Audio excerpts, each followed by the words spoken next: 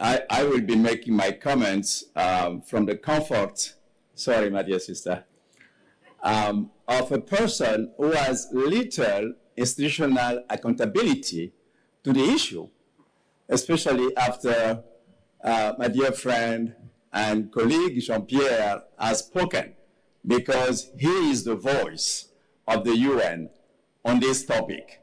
And therefore, you allow me the freedom of wondering a bit and looking for new areas of, how to put it, of relevance.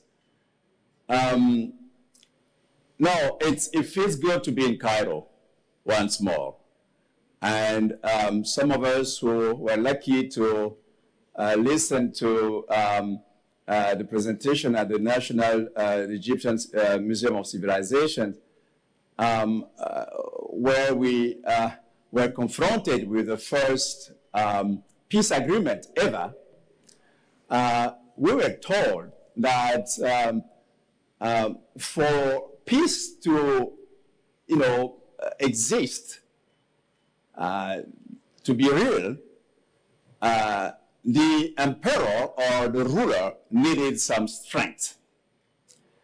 And therefore, after all, everything we're talking about here really is about state fragility.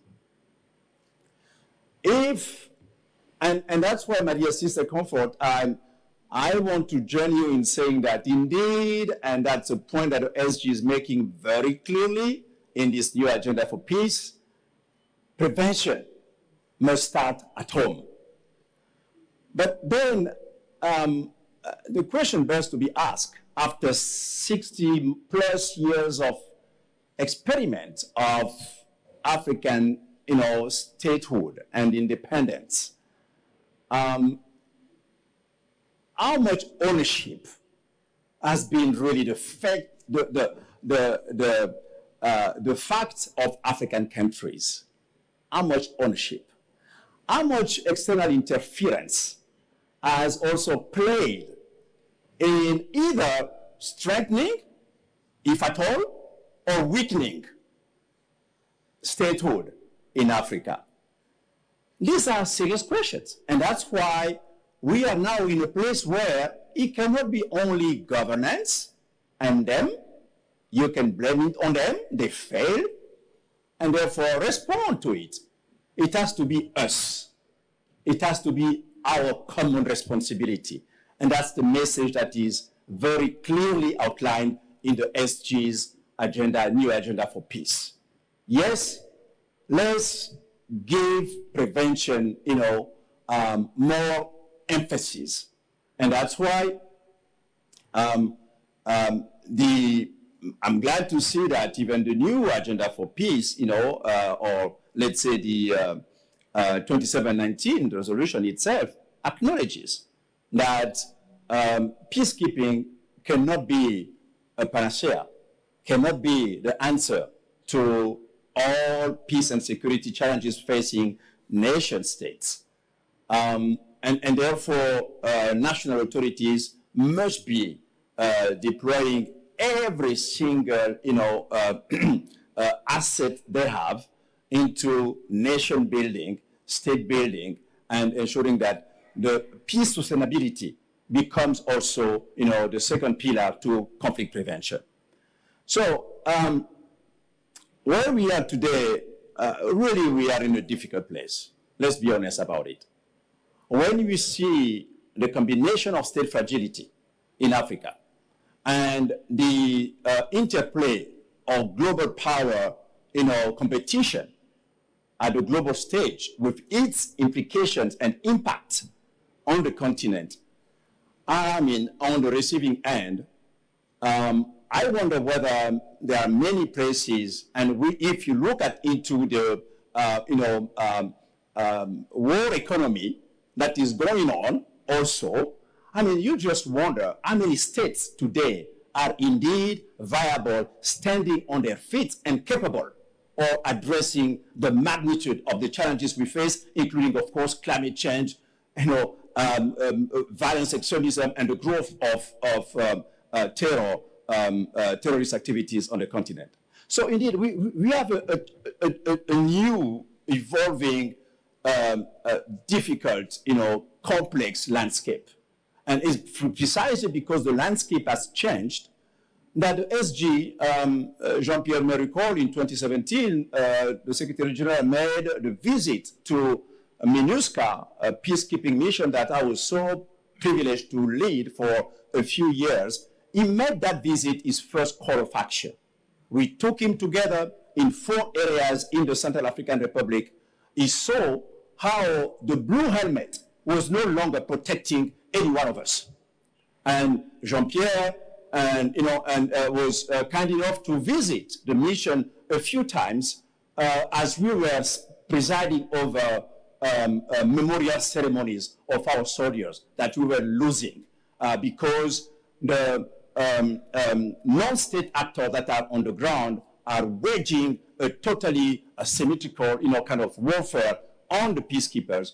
And therefore, at the end of his visit, the SG left that mission very strongly convinced that traditional peacekeeping, the way we have done it so far, was no longer fit for purpose, could no longer help us achieve to create the very political conditions that would be conducive to sustaining peace and stability. And he became himself very convinced, championing, and of course, very concerned with the discrepancies we're seeing in UNSOM at the time, in AMISOM at the time and ATMIS. He said this is unsustainable. We can no longer continue to support this endeavor through ad hoc means. So he himself championed, and together with Moussa Faki, he made it a personal cause. And I am one to say that 2017, definitely, it will be one of Guterres' legacies, because he strongly believes that when the state is failing, then the international community has a duty in the name of the indivisibility of peace and security, collective peace and security. The international community has a duty to come forth and support. And by the way, there is some kind of unfinished business. I come back to the state. There is some kind of unfinished business. I mean, how come that at least 34 African countries today are in some kind of instability, internal instability? How come? And therefore, yesterday's conversation is absolutely pertinent to what we're doing. And Elizabeth, I see you on peace building. This is where the so-called nexus, peace, security, and development is absolutely relevant. Because if we continue to look at the world in silos and addressing peace and security today, yesterday maybe economy, and tomorrow maybe climate, and as we, and in a hope that continuing to do the same thing will have different results, we'll get nowhere. I mean, states have to be strengthened. We need strong states. Let me put it again. We need strong states on this continent. The states that are, of course, responsible to their nations, to their people. And of course, states whose peace and security forces are under civilian and political oversight. We're talking about democracy. We're talking about, circumstances that will ensure that force is not abused against people. Of course not. That's not what we're championing. But first and foremost, we need strong states. Because in the face of internal instability, we can no longer always count for Jean-Pierre to send his troop or my dear brother Sergio, to scramble to find the best possible corners, into going to sustain, and in the hope that through those means we will be sustaining peace for a long time. So we have to be in the business of ensuring that, because statehood today remains the basis for international, relations. We have to ensure that states are viable. And that's why the conversation we're having going forward to the summit of the future is absolutely relevant. And we need here back again to have this holistic approach. let's ensure that states can feed their people, that the economy is for the people. Let's ensure that we have a global system that makes it possible for states to be viable. Does it mean that we condemn corruption? Not at all. But who has ever said that corruption has prevented countries from developing? It's only applying to Africa? Very strange. So, no, there is no excuse. We are in this business, and our hope is that going forward to the summit of the future, the world will take a pause. And we will really reflect deeply into the gems that are in the new agenda for peace, where the SG is inviting us to look at the world as our, indeed, common agenda, as our common responsibility. And that's why to those, indeed, who are hiding behind the cloak of sovereignty to prevent the very forward-looking and unprecedented normative framework that the AU has put in place from being effective through FAMWISE, the panel of the wise. I see our dear Helder and Musa in the room. We can no longer do that. The problem we face is that sovereignty is becoming as protocol, meaning the only one thing that is left when the state is nowhere to be seen. It's unacceptable. We need to ensure that the tools that the AU has really struggled to put together are effective and that they can be deployed ahead of time, through early warning in such a way that we go to countries, not because we want to be, we want to interfere. And by the way, the African Union is the only institution in the world that has also applying the principle of non-interference. Because we know that if those tools are not put in place, countries will continue to be exporters of instability, the way we see it just next door in Sudan.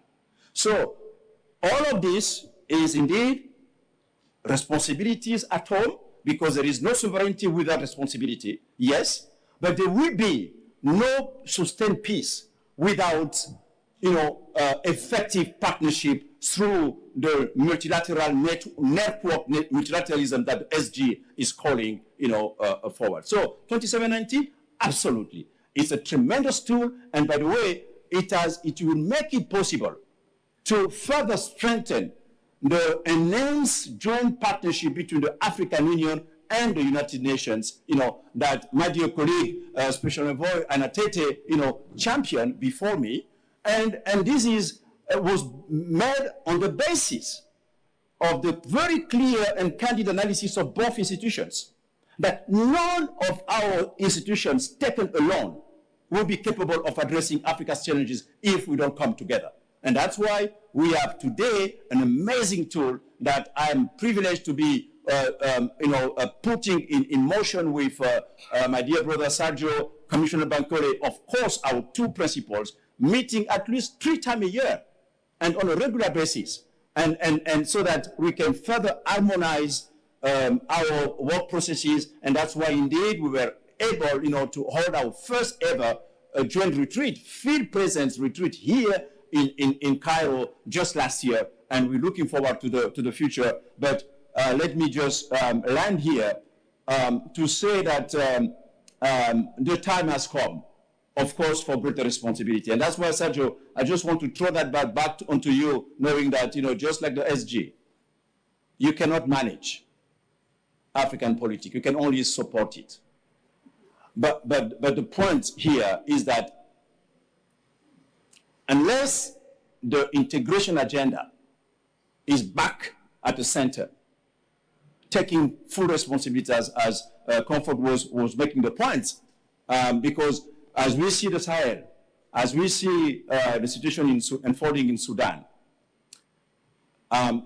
we have never seen African peace and security mechanism tested to the core as it is happening today. But it can take a longer conversation, but we stand firmly, in support of 2719, which, by the way, is an amazing tool, because what 2719 has done is the acknowledgement by the Security Council itself that, and this is an act, I see my friends in Addis Ababa in the room, Dr. Solomon and Itonde, you left us, Bruce, where is Paul Simon? Yeah, 2719 was an act of creation.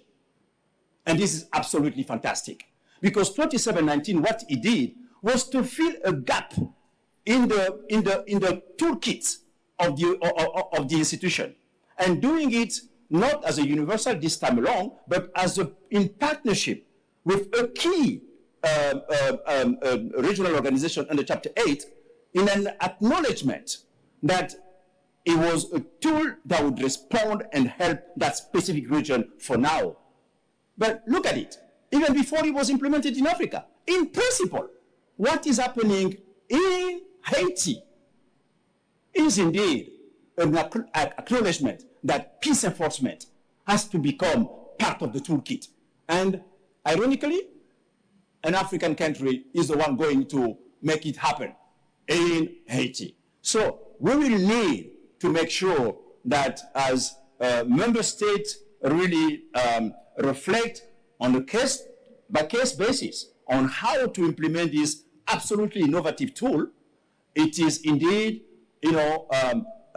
put to use to the best possible, with the best possible political, backing, in such a way that, no, it does not become a panacea to addressing deeply rooted political issues. No, but it becomes a tool to ensure that we don't witness powerlessly, the fragmentation of statehood that would become soft bellies for non-state actors and further endanger, peace and stability throughout the continent.